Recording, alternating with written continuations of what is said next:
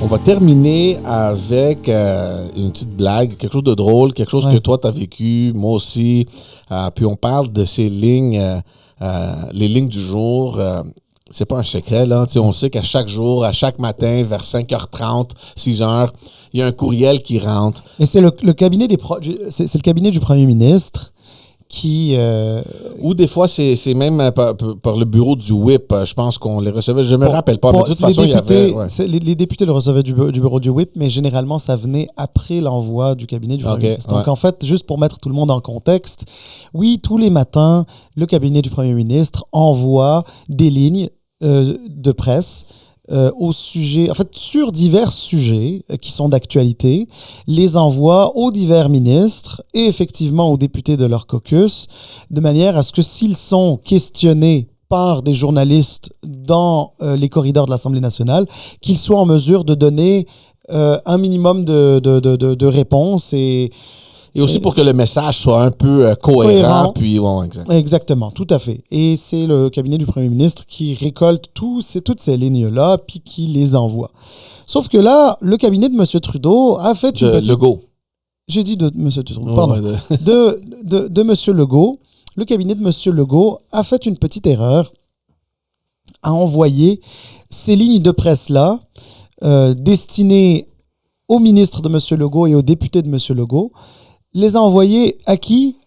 Aux journalistes de la tribune parlementaire à Québec. Alors, tous les journalistes ont reçu d'avance ce que les ministres et les députés allaient leur répondre une heure ou 2 heures plus tard dans les corridors de l'Assemblée nationale. Alors, c'était très humoristique. Enfin, très humoristique. Je suis sûr qu'ils ont dû s'en mordre les doigts sur le moment. C'est une erreur. Une erreur que le cabinet de M. Couillard à l'époque, de Mme Marois, de M. Charest... ça s'est produit tellement je pense que ça s'est fait. Il y a au moins une fois par législature qu'on voit ça. Mais... George, ce que je voulais raconter, c'est quelque chose que j'ai trouvé de vraiment très drôle. Oui, ils ont double down, comme on dit, sur l'erreur, et c'est ça que j'apprécie. Mais oui, alors franchement, c'est génial. Moi, je trouve l'idée était absolument somptueuse. C'est que ce qu'ils ont fait, c'est que... Alors, cette erreur-là, c'est l'erreur qu'ils ont commise, ils l'ont commise hier. Là, aujourd'hui, ils ont donné, en fait, ils ont presque donné l'impression qu'ils avaient refait l'erreur. Donc, ils ont envoyé de nouvelles lignes dans le même template, là, le même modèle, écrit de la même manière, présenté de la même manière aux journalistes qui se sont dit, ben là, voyons donc, ils se sont pas trompés une deuxième fois en 2 jours, ça se peut-tu? Puis là, qu'est-ce qu'ils vont? Ben, c'est que là, ils commencent à lire les lignes. Puis, les journalistes commencent à comprendre que le bureau du premier ministre tournait un peu en dérision l'erreur qu'ils ont faite la veille. Donc, je donne un exemple. Bulletin du jour, note du jour. On vous invite. Alors, c'est comme si c'était le cabinet du premier ministre qui a invité les ministres et les députés. Il les invitait à emprunter le tunnel situé sous le Salon Rouge pour arriver directement au caucus sans croiser les journalistes. Et là, les journalistes commencent à se dire, mais alors, voyons donc, ils essayent un peu de nous boycotter. Puis là, scrum du jour, c'est-à-dire vraiment le sujet du jour qui est en scrum, en mêlée de presse, si vous voulez. Le premier ministre sera au Hot Room, là, cette salle à l'Assemblée nationale où on leur pose des questions, que les médias leur posent des questions, à 9h45 pour annoncer la tyrolienne Québec-Lévis. Donc là, ils étaient en train de tourner un petit peu en dérision le 3e lien, qu'ils le voient maintenant comme une tyrolienne. Ou d'autres sujets un peu farfelus. Par exemple, qu'est-ce qu'on a vu dans les médias? Marie-Mé a déjà fait son sapin de Noël. Alors, le cabinet du premier ministre invite ses ministres et ses députés à répondre aux médias. Eh bien, on invite tous les Québécois à faire comme Marie-Mé. Cependant, Pierre Fitzgibbon, qui est ministre de l'Énergie, demande d'attendre au 24 décembre pour allumer les lumières.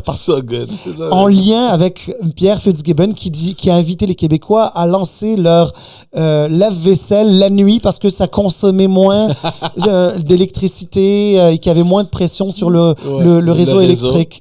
Alors, j'ai trouvé ça vraiment très drôle. Comme, par exemple, un autre sujet... Rondelle libre, surprenante renaissance à Vancouver, c'est le titre du journal La Presse. Et les lignes, à donner, c'est le premier ministre est un fan de hockey, donc nous sommes tous des fans de hockey. Parce que, alors, il tourne un peu en dérision cette image que quand le premier ministre du Québec est d'accord avec quelque chose ou veut quelque chose, il faut que toute la population adhère à ça. Il performe d'ailleurs très bien dans son pool. Il vous invite à continuer d'être poche pour qu'il termine premier.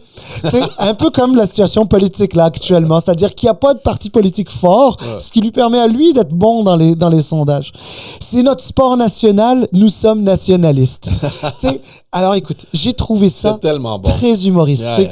Bravo à l'équipe des communications, au cabinet du premier ministre. Moi, ça m'a fait rire très fort. Ben oui. Et tu sais quoi, je vais juste te dire un truc.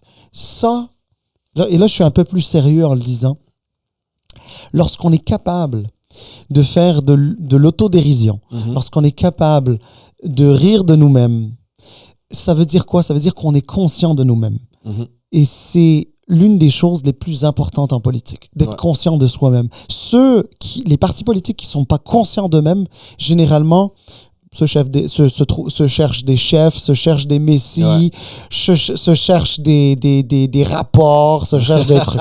Je sais pas de qui je parle. Non, moi ce que j'aime, c'est que ce type de réponse-là ou d'action, on l'aurait jamais vu il y a 10, 15 ans. Parce que, je sais pas, peut-être qu'on... C'est pas d'être ou de ne pas être sérieux de ta job. C'est juste que tu sais, le contexte aussi a changé. On peut faire des blagues, puis c'est correct. Puis moi, j'ai beaucoup aimé ça. Je savais même pas, tu me l'as dit ce matin, mais j'ai dit, God, come on, that's so good. It's good.